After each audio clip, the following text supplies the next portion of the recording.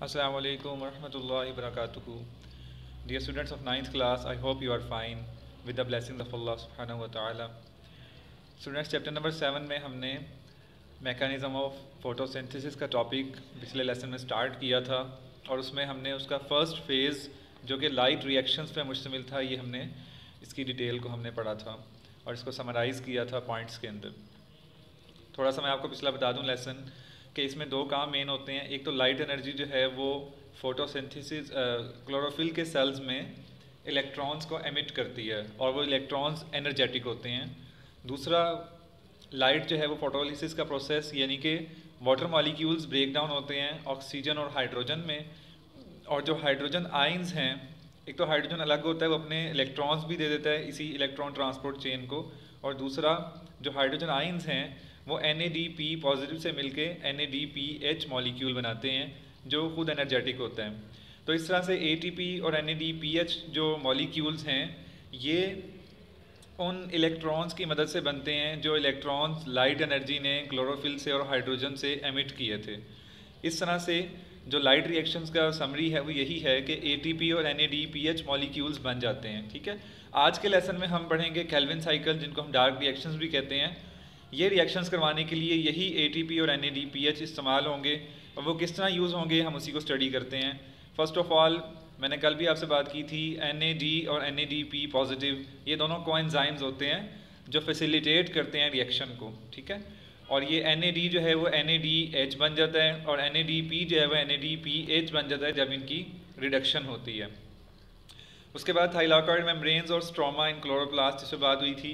तो thylakoid membranes और stroma पर दोनों फेजेस जो हैं रिएक्शंस के होते हैं, यानी थाइलाकॉइड मेम्ब्रेन्स पर लाइट रिएक्शंस और स्ट्रोमा में डार्क रिएक्शंस होते हैं। ठीक है, तो बच्चों हम पढ़ते हैं, कल के लेसन को थोड़ा सा रिपीट करते हैं। हमने कल पढ़ा था कि दो फेज़ होते हैं फोटोसिंथेसिस के। ठीक है, फर्स्ट फेज़ जो होता है उसमें लाइट एनर्जी कैप्चर होती है और it makes high energy molecules NADPH and ATP।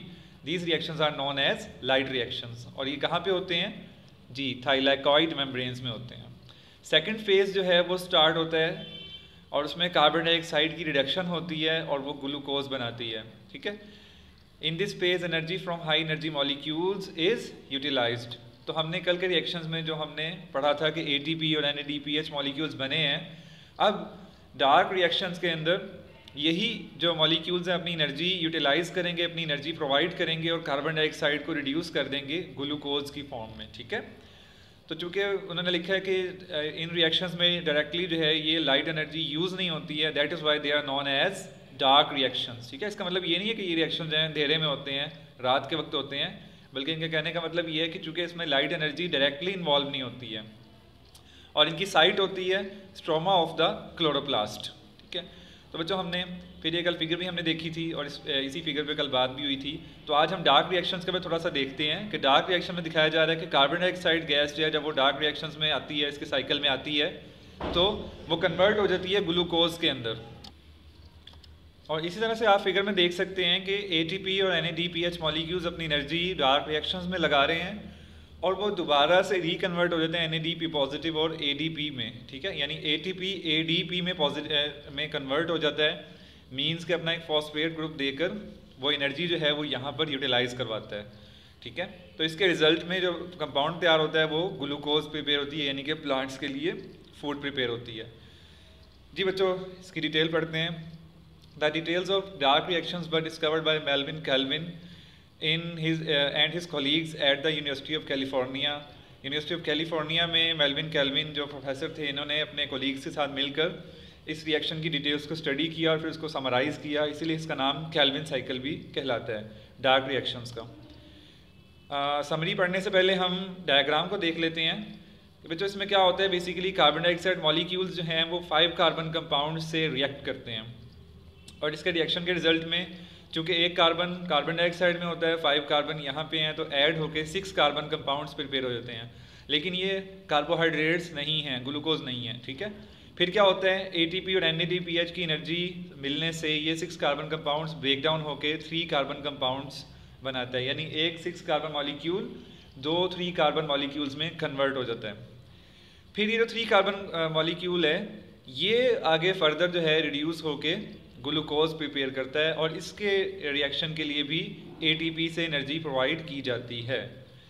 और अगर 3 कार्बन कंपाउंड्स बच जाएं तो वो क्या करते हैं, वो रीजनरेट हो जाते हैं, दोबारा से वो बना लेते हैं 5 कार्बन कंपाउंड्स। इस तरह से बच्चों ये साइकिल कंप्लीट हो जाता है। ठीक है, इसकी रीडिंग करते हैं, फिर इसको दोबारा देखते हैं। इसकी रीडिंग में carbon molecules, carbon dioxide molecules are combined with 5 carbon compounds to form 2 temporary 6 carbon compounds. Temporary means आर्जी तौर पर बनने वाले 6 कार्बन कंपाउंड्स बनते हैं, each of which splits into 3 carbon compounds. तो जो 6 कार्बन कंपाउंड बनता है वो दोबारा से स्प्लिट हो जाता है, टूट जाता है, 3 कार्बन कंपाउंड्स के अंदर कन्वर्ट हो जाता है। ठीक है, इसके बाद 3 carbon compounds are reduce to 3 carbon carbohydrates. ठीक है, फिर यही 3 कार्बन कंपाउंड्स जो हैं वो रिडक्शन के रिजल्ट में 3 कार्बन कार्बोहाइड्रेट्स बनाते हैं और इसके अंदर भी ATP और हाइड्रोजन यूज़ होती है NADPH से। ठीक है, यानी इसमें दोनों चीज़ें चाहिए, एनर्जी भी चाहिए और हाइड्रोजन एटम्स भी चाहिए। इसके बाद 3 carbon compounds are used to manufacture glucose. फिर यही 3 कार्बन कार्बोहाइड्रेट्स जो हैं यही 6 कार्बन कार्बोहाइड्रेट्स बनाते हैं जिनको हम ग्लूकोज कहते हैं। तो बच्चों ग्लूकोज बेसिकली कार्बोहाइड्रेट्स की ही फैमिली ऑफ कंपाउंड्स से बिलोंग करता है और लेकिन इसमें 6 कार्बन होते हैं। The 3 carbon carbohydrates are also used to regenerate the original 5 carbon compounds. फिर क्या होता है, अगर 3 कार्बन कार्बोहाइड्रेट्स बच जाते हैं तो वो दोबारा से 5 कार्बन कंपाउंड्स प्रिपेयर करते हैं और इसके लिए भी उनको ATP से एनर्जी लेनी पड़ती है। तो बच्चों दोबारा से देखते हैं इस डायग्राम को। 5 कार्बन कंपाउंड्स ने रिएक्ट किया कार्बन डाइऑक्साइड से और 6 कार्बन कंपाउंड्स बने जो कि टेम्पररी थे। फिर ATP और NADPH की एनर्जी से ये बॉन्ड्स टूटे और 3 कार्बन कंपाउंड्स दोबारा से 3 कार्बन कंपाउंड्स में कन्वर्ट हुए। फिर यही 3 कार्बन कंपाउंड्स ने ग्लूकोज बनाया, ग्लूकोज नहीं बनाया बल्कि 3 कार्बन कार्बोहाइड्रेट्स बनाए